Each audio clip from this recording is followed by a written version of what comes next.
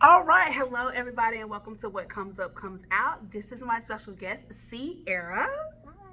Hi. So I want you all to show some love to Sierra. We actually work together at Geico, and I just wanted to talk to her a little bit about just some life things that have been going on. First off, Sierra, welcome and thank you so much Thank for you. coming to the podcast. I appreciate the show. That's what I was The about show. to say. We've known each other for how long? 7 years, I want to say. Weren't you a coach when I started? Yeah, you had just come. You were on the phone. Mm-hmm. We used to make people do exams to become a coach, and Mm-hmm. the company has changed a lot. A lot. Okay, yeah. So we've known each other for 7 years, and I know that Sierra is a preacher's wife, youth pastor specifically. Mm-hmm. But one of the most common things or newest things that we actually have in common is we both actually did temporary relocation Mm-hmm. for Geico. So how was it out? And she went to Florida while I was in Texas. How was it? I like the sunshine. It's a sunshine state. Yeah. Um, it was different. Yeah. I feel like we're very much more organized up here than Mhm. we were down there. I felt like management is more involved up here. Okay. So it was more just like going with the flow down there and just relying on my training Yeah. more so than like knowing what to do Yeah. down there. Yeah, I'll say this is a really interesting time for Geico because we do have a leadership deficit. And even though we're hiring and we're growing, it still takes time Mm-hmm. for you to shadow, observe, get what you need, find your footing. For me, Dallas was very nice. I said that it reminded me of when I lived in California. I feel like it never rained. I mean, it did, but it was always sunny. Mm-hmm. One of the things that I loved about the office, which reminded me of being back home, is how involved everybody was. Like they always wanted to help, even if they didn't know what was going on. Let me try and get you to the right person. I also appreciated the talent that we had in the Dallas office. They came to work. We had larger spans than what I'd ever had. But one of my mentors, told me, and I'm sure you felt that way, especially since you said you relied on your training. We were the answer to the problem. Yes. So it felt great to be able to help the company that way. Yes. Cool. So we were actually talking the last week sometime about like shots and stuff for college, the change of this weather, and Sierra is actually having a baby. So congratulations, Thank baby you. Duke. You're welcome.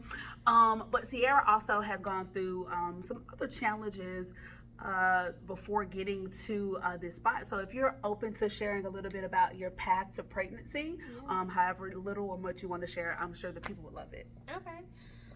Well, I guess it started when I was a teenager because I went undiagnosed with Hashimoto's, which is a low functioning thyroid, for 2 years. Mm. So they suspect I started showing symptoms around the age of 15, but I wasn't diagnosed till 17. And I also was diagnosed, I can't remember the name, but my sister has 21 hydroxylase adrenal hyperplasia. What? I thought supercalifragilisticexpialidocious. Don't you add too many letters, Yeah. but okay. So I have I think it's like 17 and then all those things. Wow. So basically it's like your adrenal glands don't work as well. And so I was always the tall kid. I was always the bigger kid in class because my adrenal glands basically made me grow faster. So coupled with those two things, I was told by a lot of endocrinologists and OBGYNs that I wouldn't be able to have kids. Wow, can you imagine what that's like? One of our other coworkers, she's pregnant with her second one. She always wanted to be a mom, but can you imagine at such a young age, the medical world telling you you'll never be able to conceive, or that may not have been a thought for you when you were young? Have you always wanted to be a mom? I've always wanted to be a mom. Like that was my dream job, was a stay-at-home mom. I love it, dream job. So I think too, like at 18, I was diagnosed with PCOS. Now that one I've heard about Yes. because I've had some things happen in my life. My ex-husband had ALS, and I was. She thinks my one friend, she's a nurse. She thinks that I have undisclosed or undiagnosed PCOS. There aren't any tests for it. So there are and there aren't. Mhm. So you have, and I learned this just after everything. Yeah. There's like 3 different types of PCOS, and one of them is adrenal related. So like everything that is wrong or was wrong with me is all related Oh, to okay. hormones, right? Okay, yeah. So PCOS is a hormone problem, but it's called insulin resistance of the ovaries. So it could be an insulin resistant problem. It could be adrenal problem. I'm trying to remember inflammation It's okay. problem. Yeah. Okay. Yeah. I'm not gonna quiz you. Yeah. So you can get diagnosed, and like it's usually like you have cysts on your ovaries, things like that. You have fertility issues. Most women don't know they have PCOS until they try to have kids. I've never tried, I guess. I mean, I remember going to my gynecologist, you know, my OB for my annual, and I've never shared this out loud, if you will, to the world, that I have cysts. And he said it would be difficult. I'm sorry, fibroids. He said it would be difficult for me to have kids. That's so interesting. I think I was 22, 25 when they told me, and now I'm 41. Yeah. So I was told for the longest time I would really struggle having kids, or I wouldn't be able to have kids. So when me and my husband started getting ready to have kids, because I asked him for a year, and then I got diagnosed with thyroid cancer. And that's a whole nother story. Yeah, maybe we'll do a part 2. Okay. But, you know, so we had to wait. So it wasn't until 2023 that we really started. And it was a whole year before I got pregnant. So we had been trying for a whole year. The other thing I learned, after my thyroid surgery, I studied a bunch of PCOS things, learned how to like eat right according to PCOS. And then I went to a functional medicine person who looks at both holistic and medicine. Okay. Right? So she's going to look at the whole picture, not just one specialty. Right. So she did a whole run-up of my lab work as far as my hormones, as far as the vitamins I was taking, if they were even doing anything. Wow. And I learned most of the time I was peeing them all out. Like, my body was just not absorbing the vitamins I was trying to take. Wow. Yeah. So, like, she helped me with my hormones, and kind of explained the whole picture. She's like, you're not going to have difficulty having kids if we get your hormones back. And that's what my friend who's a nurse told me. Precious is my nickname. She said, Precious, I think you just need to have them run a panel, which was interesting to me because, you know, when you think about the doctors in a general term, you think about the Hippocratic oath that they took, and they're going to do the best for you. But if you don't ask for it, they're not going to do it. That is so wow to me. And the secret, too, is this functional medicine person doesn't go based off insurance. Because insurance limits what doctors can discuss. I mean, it's a business at the end of the day. That's what our economy across the world is, a business. Yeah. So, like, if you go in for a well visit, the doctor can only discuss well visit things. If you mention an issue, they say, let's schedule an appointment. Oh my gosh, while you were talking, I was like, I remember when I was trying to do something with one of my primary, and they were like, yeah, we'll have to schedule a weight loss.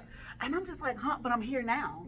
Wow. So that's why she really opened my eyes, and she did a whole comprehensive workup from the time my mom was pregnant with me. Oh wow, she went that far back. She went that far back. Wow. She basically mentioned that I was medically mismanaged my whole life, which, hey, you know, happens. I recognize that. That's why I was there. Yeah.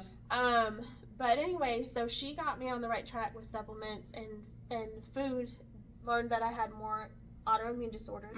Put me on the autoimmune protocol diet. And I've always struggled losing weight. I lost 50 pounds just by switching up what I was eating and get my hormones right. So that was mid-trying. You know, that was September 2023 that I saw her, and we started this track. So by April, May, I was kind of disheartened because I was like, we've been trying for almost a year. Side note, was it tiring trying all that time? No, not for me. It was just a little insert there. She said not for me. I love it. Yeah. But it was just, mentally, maybe emotionally, because, you know, you're tracking your cycle, you're tracking when am I ovulating. Okay, I'm ovulating, so it's important now. And I tried my hardest not to put that pressure on myself and on him. So it is a little bit mentally exhausting, but you know, I think it's a good relationship builder. Yeah, for sure. And it's so someone at church told me about Dr. Carlton, who works here in Macon, and how he helped her get pregnant. She ended up getting pregnant with twins and all that. So I scheduled an appointment for mid-June. I learned that I was pregnant right before I went to that first appointment. And I'm like, okay. So I walked into that appointment. I'm like, well, actually, I think I am pregnant. And so they tested. Sure enough, I was 6 weeks pregnant. Oh, wow. Yeah. So we were really excited. And of course, we've been trying for a year. So we're like, we're just going to tell everybody, right? So 6, 7 weeks. And we were also seeing my family, those 2 weeks. So we're like, okay, let's tell everybody. Because, I went to my cousin's wedding at the end of June. And I didn't even know yet. So actually, I tested July 4th. Okay. That's how I knew. So my appointment must have been in July. But I was joking at the wedding because I was like so bloated. I'm like, I'm just gonna walk around telling everyone I'm pregnant because I'm like, I was that bloated. Well, turns out I was pregnant. Right. But so then I went in my 8-week appointment, and he goes, "See that little heart flicker?" I'm like, like, something's looking funky because I know what sonograms look like, And he goes, well, there's another little heart flicker. And I'm like, are you kidding me? Twins. Yeah. Oh my gosh. So we were excited those 2 weeks, from 8 weeks to 10 weeks, because our 10-week was the next appointment. And so I got books like how to raise twins, because I'm like, no one in my family has twins. Like, we asked my grandma, and she's like, yeah, your cousin's ex removed. Oh, wow. Like, okay. So I got books, and I got little shirts that says, when you pray for a miracle. And then the other ones he says, God gives you two. I love it. Yeah. So then I went into my 10-week appointment, and of course my husband was working, so he's like, you got this, you got this. I'm like, okay. So I just went after, I left to work. I remember I was dressed up in the 80s because it was 80s week or whatever. Oh my gosh, that was the time? Yeah. Sierra, no. Yeah. We were at work and we were literally in costume. Yeah. So I went looking like that to my appointment. Yeah. What was the theme at work? Yeah. So we did a sonogram, and he couldn't find the heartbeats. So it was stressful, to say the least, because I was by myself. I'm sure your husband I felt like a clown in all my makeup. I'm sorry. You're welcome. It's okay. And I remember telling myself, because my friend is a foster mom, and she fostered this baby from 6 months old. And this was when me and my husband were first married, and I'm like, I love this baby. I want to adopt this baby if she comes available. And I remember praying about it in the car ride home from work, and God's like, this is not your baby. This is not your baby. I will give you children, but this is not your baby. And I'm like, okay. So I thought this was my children, right? These twins were my children that he promised. And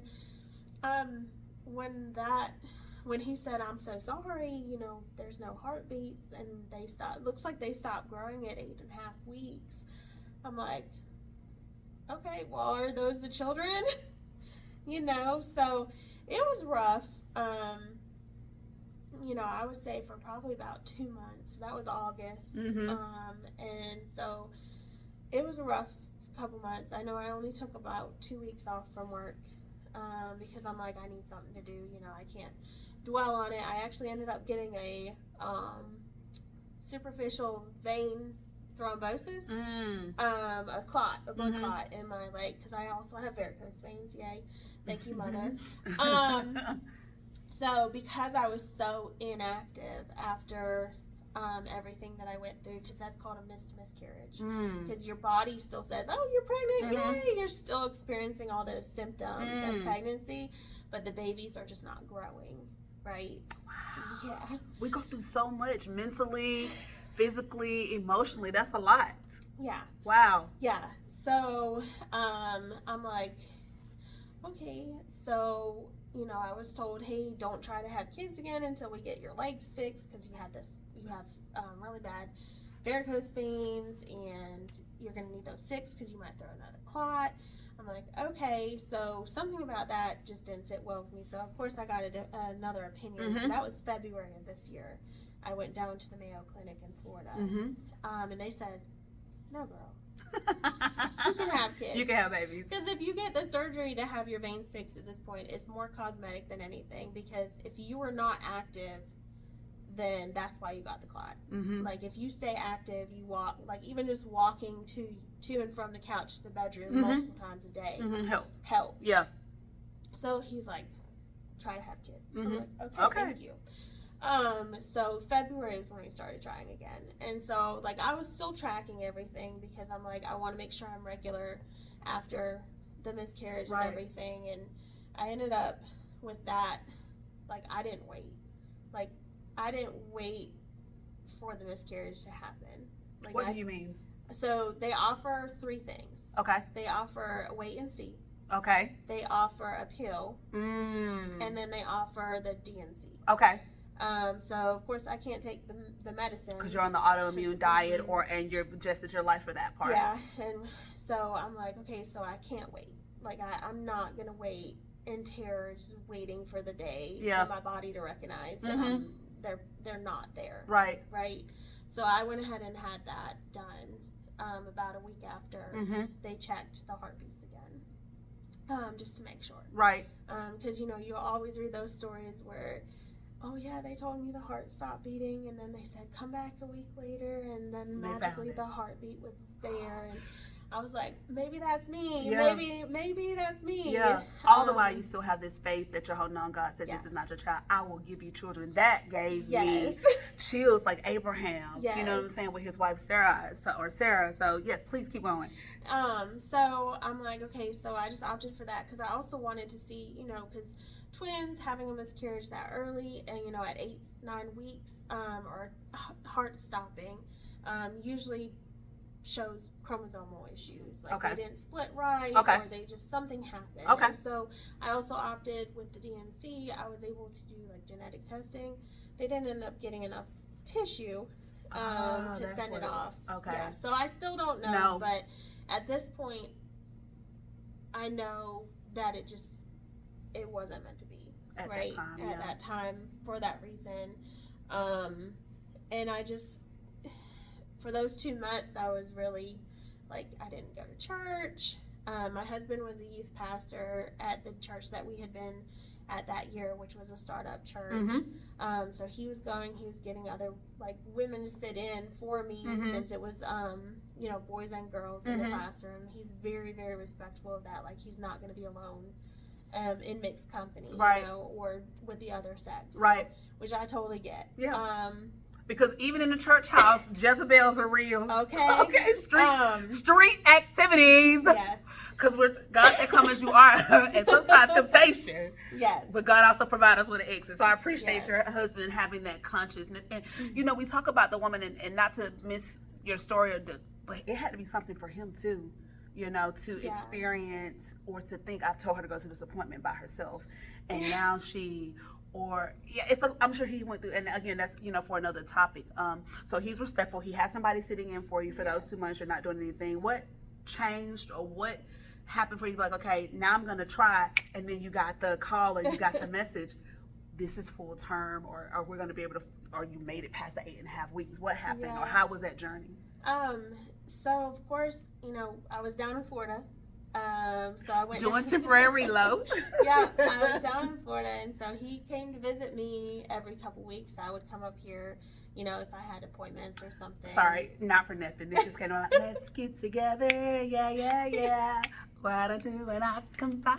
That's what came to my mind. Okay, keep going. Sorry. So he came down for one weekend. I wasn't expecting anything because we weren't not trying, but we weren't also like actively trying because I was down in Florida, he was up here, so it wouldn't make sense. And I took the Florida opportunity because I'm like, we don't have any kids right now, and we can still kind of try while we're down there, and things like that. So I didn't expect anything to happen.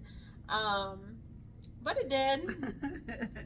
But I was very, very nervous. Like, I remember one time I spotted, like, one and done. Like, one time I spotted, and I freaked out. I'm sure. And it was definitely scary for me. I was praying. I'm like, God, please don't make me go through this again. But then I was lying there in the bed, and I'm like, okay, I'll get up and check again in a few, make sure I'm not still spotting. My dog started barking, and I'm like, why are you barking? So I come out, and I get a text message on my phone that says knock knock from my husband. I'm like, who's there?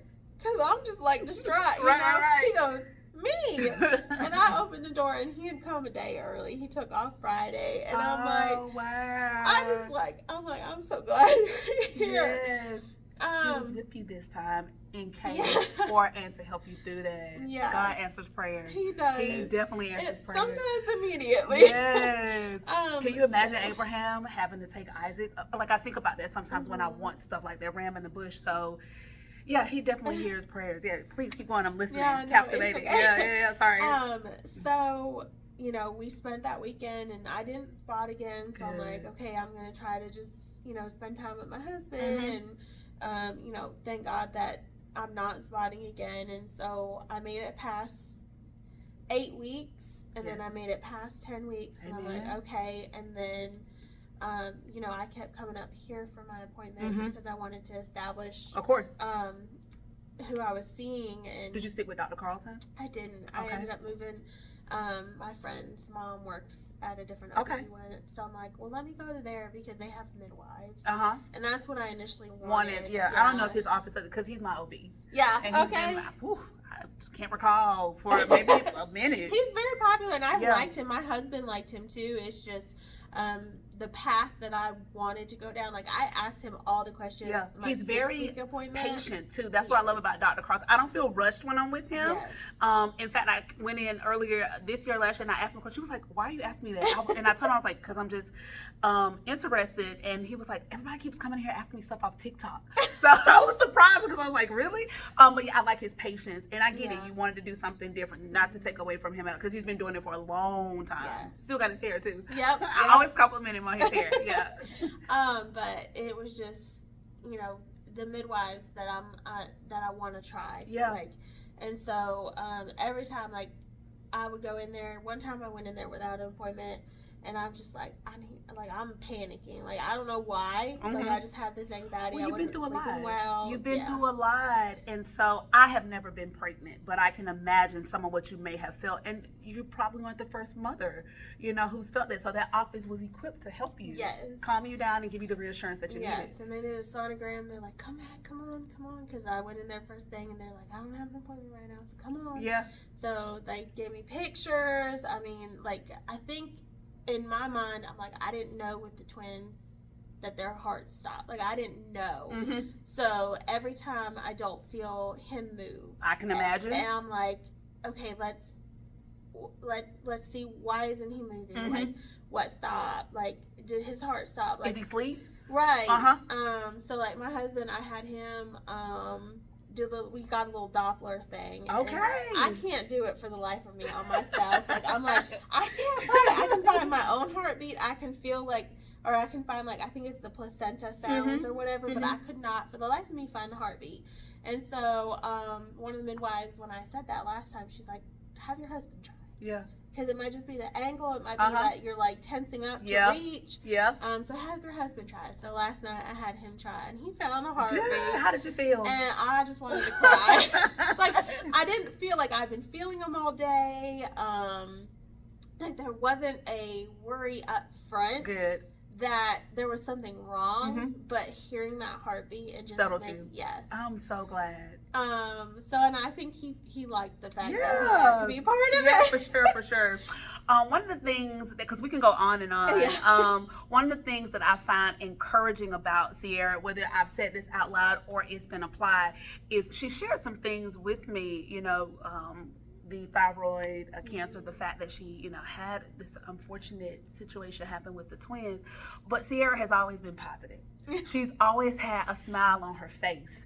You know, when you think about people in your circle or when you hear people's stories, like, not for nothing, Wendy Williams went through a lot. I don't know her personally, but I used to love watching her after show because she always talked about, like, where she would get her clothes and the fashion, and she ended up having her own, you know, clothing line. But Wendy Williams went through 5 to 7 miscarriages, if I'm not mistaken.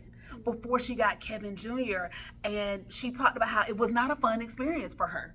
She stayed in bed. She had to do some type of receipt thing. And she was like, they're not telling you what it is. And you're hoping everything. And some of those babies that she lost, she shared, they were girls. So it just inspired me. Because I don't have a desire per se. I used to want to, because I'm the oldest of 5 girls, I used to want 7 kids. Ooh, child. Baby, I don't know how my mama did it with 5 girls. My grandma had 9 people with 13, Yeah. But Sierra has always come to work. She's always willing to help. And I imagine that you're the same like that in church, with not just the girls, but women also. So I wanted to take a moment, on my podcast, what comes up, comes out, to have someone share that even though I'm smiling, even though I'm helping, there are things that I'm dealing with that I don't necessarily share out loud and other people know what's going on. So I want to make sure thank you for being a trooper. Thank you for being inspiring. Thank you for not giving up. And I hope that baby Duke is ready for all the love that you all are going to give them. Is there anything that you want to share with people who may be beginning, not so much pregnancy, but their health journey to understand what's going on with their bodies? And it's okay to get a second opinion. What would you like to leave these people with today? I would say, do your research. Doctors are there to help us, yes, but most of the time, especially if they're under insurance and they're specialty doctors, they don't focus on the whole picture. They just look at what their specialty is. So do your own research, come with your own questions, and stick to your guns. If they're saying, oh, this is this, but you're like, something's wrong. Like, I've been told by my endocrinologist, oh, you just need to lose weight. And I'm always like, but how? I've done this, How? this, and this. What else do you suggest? I mean, before I got married, I went to a gym, Orange Theory. I don't know if you've heard of it. I love Orange Theory. It's so spectacular It's in so there. high intense. Yes, but I love it. And they're so nice in there too. I love it too, but high intensity workouts with PCOS is not right. That's probably why I kept getting bloated again. Yeah, because I struggled with it too. You lose the weight. So I lost, I want to say like 45 pounds for my wedding. I mean, not for nothing. You're losing the weight that the doctors or that the scale or that the BMI thing says that we should lose. But you're not feeling well. No. You're not. And then if you stop, so I tore my meniscus in 2021. I stopped. I gained all that weight back. I got depressed. My husband was sick. I couldn't leave the house. So COVID happened. Yeah. Or for people who can't afford, finances change. Yeah. You know what I'm saying? So high intensity doesn't necessarily work for us or people who have, PCOS or endocrinologist or endocrinologist. You have the science degree. Say the word. I'm trying to say endocrinologist? No, I'm trying to say if you have issues within your body, but it was an angular. I'm sorry, I'm messing it up. Endocrinologist, if you have those appointments. Okay. Endocrinology. Yeah, thank you. Yeah. See, I was there. One of us. Yeah, so it's like they tell you to lose weight, but they don't tell you how. So you have to research your own. You have to be an advocate for yourself, regardless of who you see. They might help you. Some doctors are awesome. I'm not saying doctors are not cool. No, I'm not getting that. Yeah. And you people shouldn't get that either because she's been clear in saying doctors are there to help us. Doctors are there to help us, but sometimes they either lose the general knowledge or they don't think of that during that time. For an example, I asked if I could use Ovasitol, which is Insidazole. I don't know if I'm saying that right. It's okay. Don't come for her. It's Ovasitol is a brand, but it replaces metformin for those with PCOS. Okay. Metformin has those side effects. They might be gastrointestinal side effects, or makes you have to pee. Isn't it the diabetic medicine? They put diabetic. Eric ended up on that. We stopped using it because there was so much recall and stuff. Yeah, it was horrible. So they wanted me to go on metformin again after they took me off Ozempic, which is a whole different story. But I said, can I use Ovasitol? And they're like, well, it's mostly used in Europe. I'm like, okay, but can I use it? And so it took me 3 or 4 times asking and explaining where I found it. Really? Before they said, okay, we'll try it, but if it doesn't keep your A1 down and if it doesn't help, then we're going to metformin. Okay. I've been on Ovasitol for the last 3 years. And that's because she did her own research. Listen, I could talk to Sierra forever and ever. We may do more of this. If you all like it, please comment. Again, I want to thank you for being open and transparent I hope that you're able to continue to stay positive in spite of not just with the baby, but life definitely has been different for us, here at our jobs. Life has been different for you personally. And I appreciate you continuing to show up. And she always has that beautiful smile. Well, I don't have anything else to say except do like Sierra said, do your research, go to the doctor, ask those questions. And it's okay if what you're asking they don't have an answer to or they're not willing to hear, because you have the option to go somewhere else. This is Precious, your girl from What Comes Up Comes Off, signing out. Thanks again, Sierra, for stopping by. Thank you. We'll talk with you all next time. Bye, y'all.